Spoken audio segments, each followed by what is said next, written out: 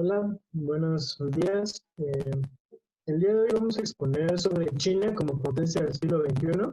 El equipo está conformado por Figueroa Ortiz Daniel, por Cabrera Segundo Jacqueline y por su servidor Villarreal Cabello. Eh, bueno, de forma muy breve vamos a retomar la lectura que tomamos porque creemos que es importante para retomar el contexto. Posteriormente pasaremos a hablar de la crisis de Asia y después analizaremos el caso de estudio, políticas, mecanismos e impacto ambiental en China hoy en día, para finalmente concluir con si China es o puede llegar a ser una potencia del siglo XXI. De forma muy rápida vamos a hablar de lo que fue el gran salto adelante, que pretendía modernizar al país desde 1955 a 1961. Prácticamente es la adopción de medidas soviéticas al contexto chino, y las cuales van a salir muy mal porque pues, vamos a tener aproximadamente 30 millones de muertos de hambre. Después, con las reformas de 1978 con Deng Xiaoping, vamos a tener una reforma muy importante, al menos en el sector agrario, en el industrial y en la apertura económica.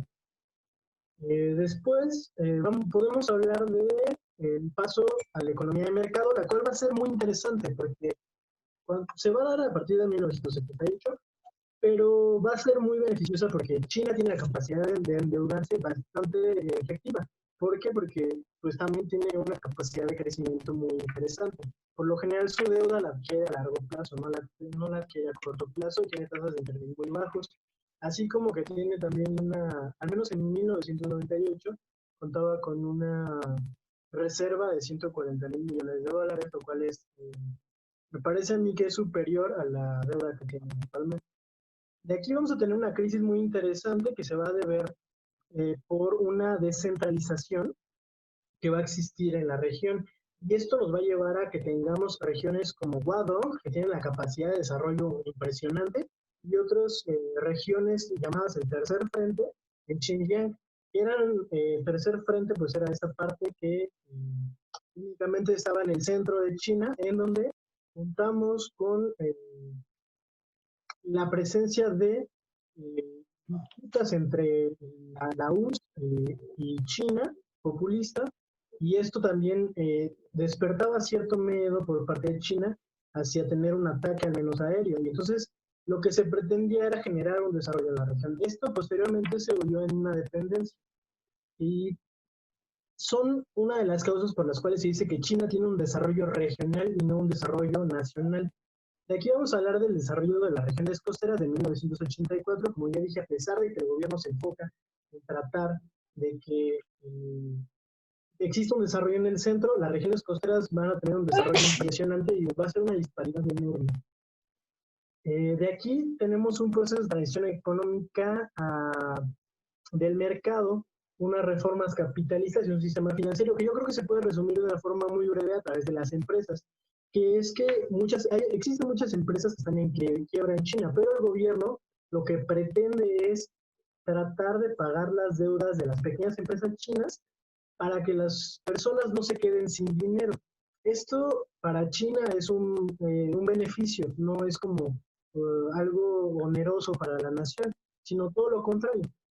De aquí vamos a tener ciertas reformas capitalistas como las zonas económicas especiales, que van a tener una apertura impresionante hacia el exterior, van a tener una capacidad de exportación, pero también se les va a exigir que tengan la capacidad de cumplir con las necesidades del interior de China.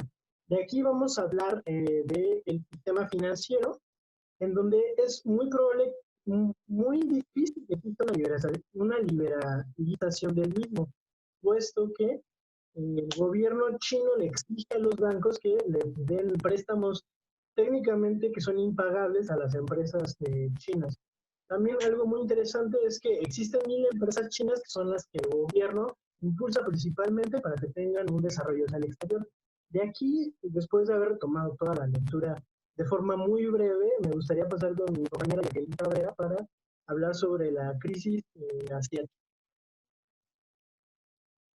Claro que sí, Víctor. La crisis de Asia es muy importante retomarla para comprender el desarrollo de China, ya que esta se dio de diferente forma a los demás países asiáticos. La que sigue, por favor, Víctor.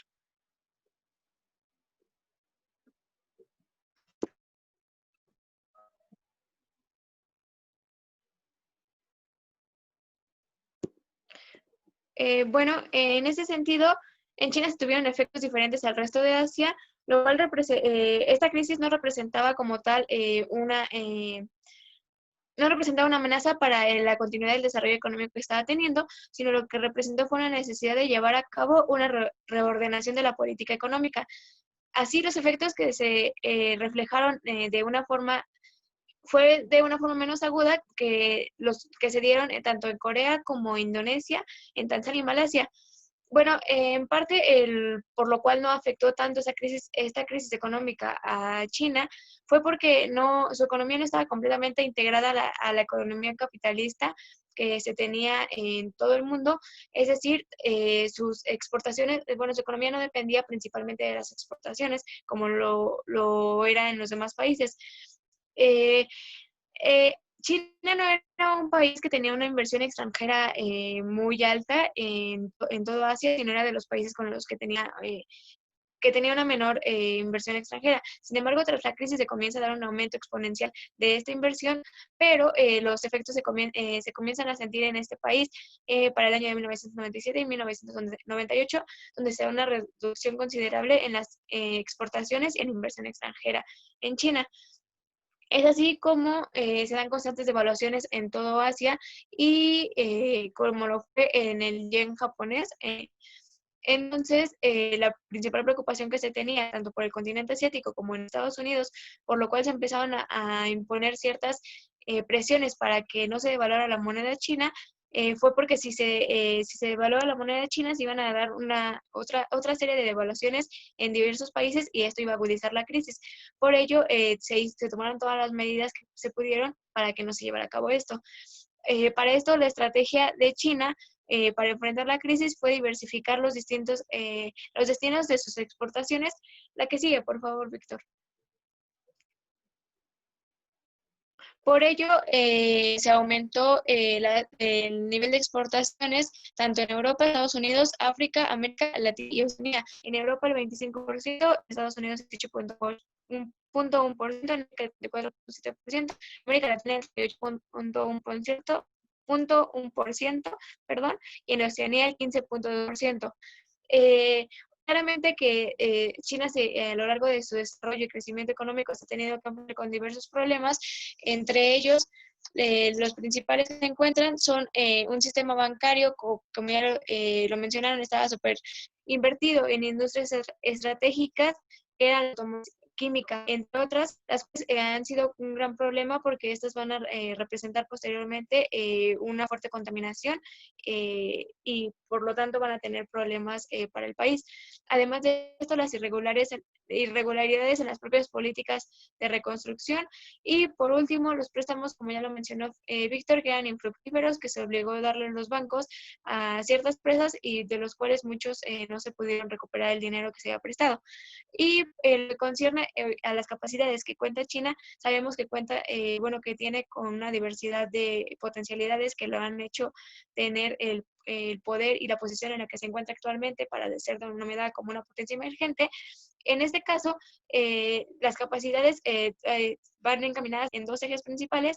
Una es la conciencia de ahorro que ha tenido, lo cual ha fomentado y apoyado el crecimiento económico que ha tenido, está siendo del 40%, y el refuerzo de las regularidades del intercambio de la moneda extranjera, que esto permite que el sistema bancario cuente con una fuente de fondos para el financiamiento a corto plazo.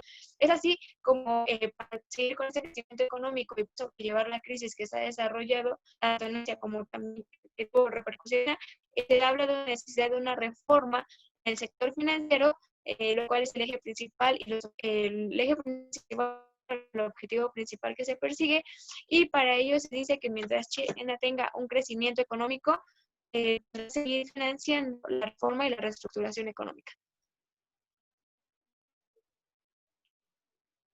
Eh, bueno, de aquí vamos a pasar a nuestro caso de estudio, que va a ser explicado por mi compañero Daniel Figueroa. y es sobre las políticas, los mecanismos e impacto ambiental de China hoy día. Gracias, Víctor. La siguiente, por favor.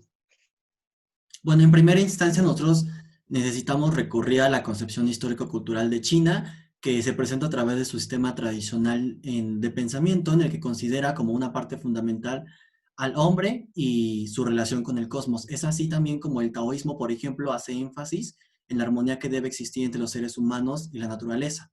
Gracias a esto podemos entender que la tierra y la agricultura son parte fundamental para el pueblo chino, ya que la agricultura en un comienzo estaba por encima del comercio. Gracias a estos postulados, nosotros decidimos establecer este tema, pues entendemos que las concepciones sobre la naturaleza y su medio ambiente son de vital importancia para el pueblo chino, así como sus recursos naturales, con el fin único de poder subsistir. El desempeño económico de China, pues se ha visto en los últimos años de forma muy creciente, pero también ha traído grandes estragos en lo que se refiere al medio ambiente, cuestionando así pues la capacidad y voluntad del gobierno chino para poder tomar acciones efectivas. La siguiente, por favor, Víctor.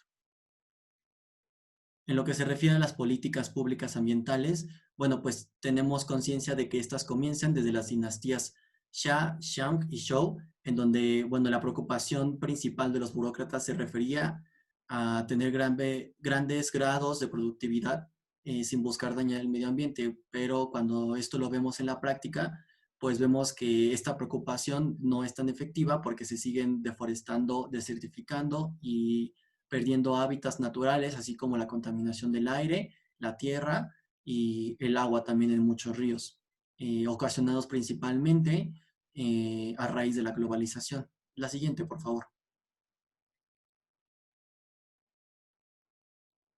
En lo que se refiere a la era Mao Zedong, bueno, pues tenemos las nuevas políticas económicas que se enfocaban precisamente en incrementar la producción de la industria, dejando a un lado el proceso ambiental, y también se desarrolló una base industrial del país que, bueno, pues no mantuvo los requerimientos necesarios para poder tener una buena relación amigable con el medio ambiente, pues solamente buscaban producir de forma eficiente para el país sin considerar el ahorro de sus recursos.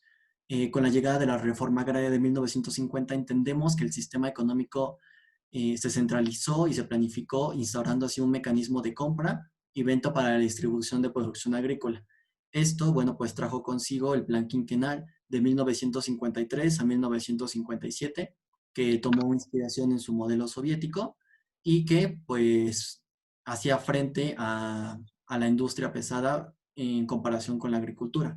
Con la llegada del gran salto adelante, como mencionó Víctor, bueno, pues se buscó el aceleramiento del funcionamiento de todos los recursos, especialmente el del capital humano, y también se buscaba destacar que el Estado, pues en esta etapa, fue de vital importancia los campesinos, creando así ejes de industrialización que, bueno, pues terminaron por ser nocivos para el medio ambiente tiempo después. La siguiente, por favor.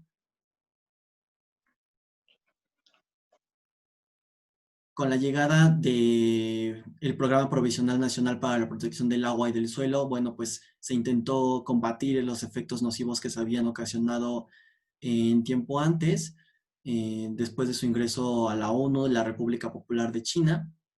También, bueno, pues participó en la década de los 70 en la Conferencia en Salud Ambiente en la ONU, en donde se ocasionaron graves y grandes cambios en la política interna del país. Y finalmente, pues bueno, en un nivel más local se dio la Administración Estatal para la Protección Ambiental, CEPA, para poder combatir también estos efectos. La siguiente, por favor.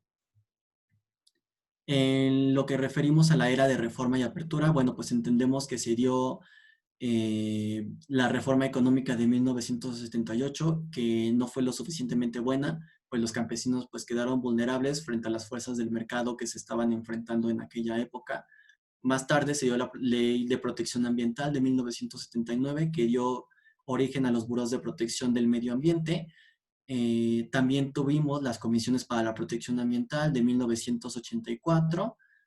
Y bueno, dos puntos más importantes fueron la Asamblea Popular, que creó un Comité de Recursos Naturales y Protección Ambiental en 1993, que trajo consigo una legislación específicamente en el medio ambiente y con proyectos que buscaran el beneficio del mismo.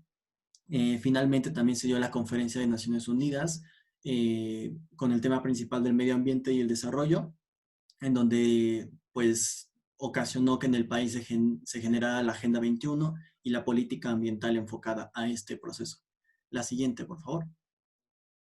Ahora, bueno, pues pasaremos con Jacqueline también para Sí, comentar un poco de estas políticas más actuales. sí, en un contexto más actual, actualmente se ha hablado no, de un nuevo plan que se llama Plan Nacional de Calidad del Aire. Claramente, como ya se ha mencionado, China ha sido de los países que ha tenido mayores contaminantes y por los cuales ha tenido problemas tanto en su sociedad como en el desarrollo de su país. Por ello, ha sido consciente y ha aplicado ciertas medidas, como ya se mencionaron anteriormente, y es así como el 4 de marzo del 2014, en la Asamblea Popular Nacional, el primer ministro de China, que es Li Keqiang, da una declaración una declaración de guerra en contra de la contaminación, como se le habían dado anteriormente a la pobreza, y para ello se desarrolla el Plan Nacional de la Calidad del Aire, que se toma como un plan a corto plazo, ya que solamente se da en un periodo, o lo determinan para un periodo de 2 años, que es del 2018 al 2020. En este plan, la prioridad era el consumo del carbón en áreas industriales. Para ello se enfocaba en dos medidas, las cuales eran el intensificar el reemplazo del carbón en los sistemas de calefacción de los hogares, que en la mayoría de los hogares se tenían estos, y la otra era obligar a las zonas urbanas a reducir al menos el 10% de la concentración de partículas finas en el aire. Se llevaron diversas críticas por la rigurosidad y la velocidad que se estaban teniendo las políticas en este periodo, y sin embargo esto trajo consecuencias benefactoras para pues el país. Para ello, en 2018 se habla de una victoria que se estaba teniendo en la gran potencia del continente asiático, y el gobierno afirma que las ciudades han reducido en promedio el 32% de la concentración de las partículas finas en el aire en tan solo 4 años. Es decir, a partir del 2014 al 2018 se tuvo esta reducción del 32%. Es así como la velocidad que se ha implementado esta política, pues fue fuertemente criticada, pero más que nada por los costos humanos que se estaba teniendo. Sin embargo, hay muchos estudios que dicen que si se mantienen estas reducciones, residentes van a experimentar tanto la población como el país consecuencias que van a ser buenas. Por ello, se van a tener tanto mejoras significativas en la salud como en la calidad de vida. Es así que se va a prolongar su periodo de vida en meses e incluso hasta años. Por ello, se dice que algunas medidas pasaron de ser de este carácter agresivas o rigurosas a extraordinarias, y que incluso se pueden tomar como más eficaces que las medidas que ha estado desarrollando el país de Estados Unidos, y que pues todo el tiempo ha estado compitiendo con China. Gracias. Bueno, también ya en el papel empresarial y las ONG, bueno, pues tenemos que existen las famosas empresas colectivas o las township en Village Enterprises, que se convirtieron en un factor principal, pues bueno, pues buscaron subsanar también la mano de obra que se daba en las comunidades rurales y que pues no podían darlo las ciudades como tal, ¿no? Se convirtieron en empresas de pequeña escala que también contribuyeron de forma importante al aumento del ingreso de los campesinos chinos y que pues también trajeron consigo grandes áreas de cultivo en complejos industriales. Sin embargo, bueno, el grave problema de las empresas se dio cuando China abrió su mercado y se establecieron nuevas plantas químicas, fábricas de semiconductores, así como industrias especialistas en papel y de muebles que no tenían ninguna restricción para poder operar. Es así mismo que, bueno, estas crearon efectos nocivos sobre la salud de la población en China, como fue el cáncer, que se ha convertido en causa de muerte en áreas rurales y urbanas, y también, bueno, pues en la contaminación de alimentos por metales pesados. De acuerdo con un estudio también publicado por IQR en 2019, se posiciona a China en el lugar número 11 de las 100 ciudades más contaminadas del mundo. La siguiente, por favor. Y ya finalmente lo que se refiere al papel de la comunidad y educación ambiental, bueno, pues tenemos que la población se ha convertido en una especie de vigilante para poder enfrentar estos problemas medioambientales que se están ocasionando en China, también transmitiendo, bueno, la participación de la comunidad en las demandas que han empezado a ejercer presión de los gobernantes. También se da una educación sobre la protección ecológica en los distintos niveles académicos y culturales de la población, en donde se enfatizan con diferentes programas para poder dar esta educación, y también se han creado ciencias medioambientales y proyectos en distintas universidades e institutos que, bueno, pues tienen como finalidad pues poder proteger el área ecológica de China. La siguiente. Ok, a mí me gustaría complementar un poco este tema de papel de la comunidad y la educación ambiental, porque tenemos muy bonitas políticas, al menos en el sentido de los niños y de la educación, porque tenemos cosas muy interesantes como el Día Nacional de la Plantación de un Árbol, el Centro para la Educación y Comunicación Ambiental, sus abreviaturas son SECA.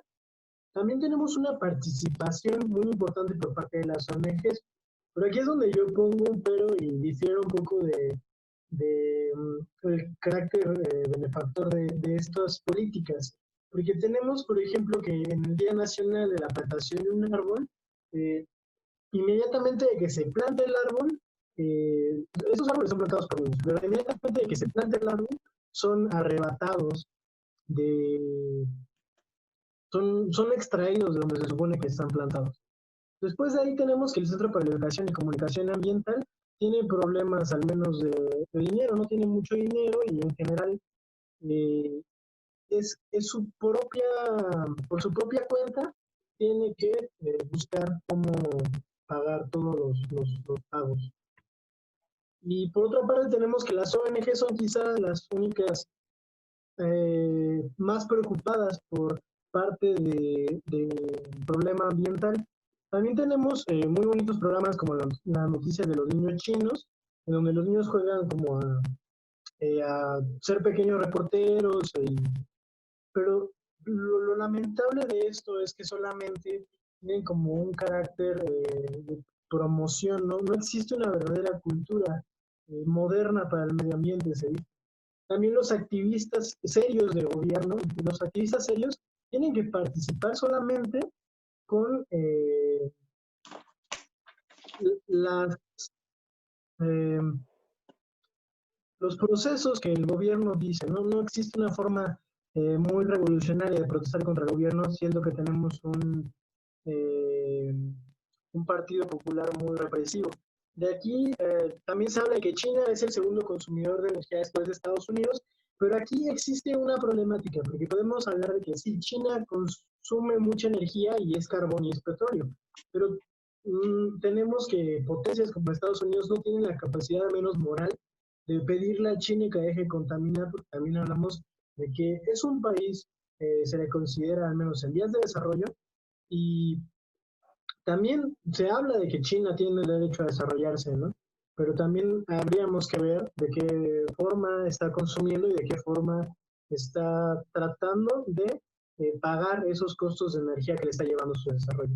De aquí me gustaría a mí muy brevemente hablar sobre unas conclusiones y llegar a tratar de dilucidar qué es el destino, cuál es el destino de China y si China es una potencia en el siglo XXI. Y para ello me gustaría empezar con las conclusiones de mi compañera Jacqueline. Claro que sí, Víctor, muchas gracias. En lo que concierne a mi perspectiva de si China es una potencia del siglo XXI, claramente que lo es. ¿Por qué? Porque tiene las capacidades tanto económicas como políticas y militares. Tiene diferentes capacidades para poder ejercer este poder o este papel de una superpotencia o una potencia.